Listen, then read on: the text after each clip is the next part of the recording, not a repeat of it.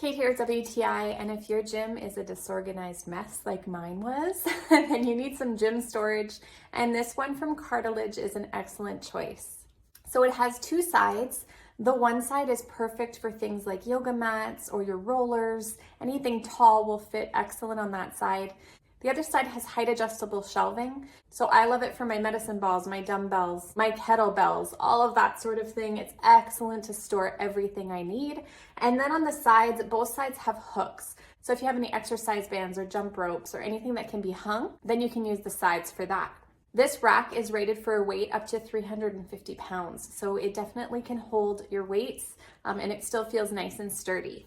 It comes on wheels, so it is movable, or you can lock the wheels in place to keep it stationary. It's quite simple to put together. It comes with little clips, so you clip those on, and then that will determine the height of your shelves. So just follow the instructions. They were clear. It has pictures, and I was able to put it together with no issue. It is handy if you have an extra set of hands, but you could even do it by yourself. So if you're looking for at-home gym storage, I think this is really an excellent choice. It will make your gym feel so much more organized, and that's my point of view.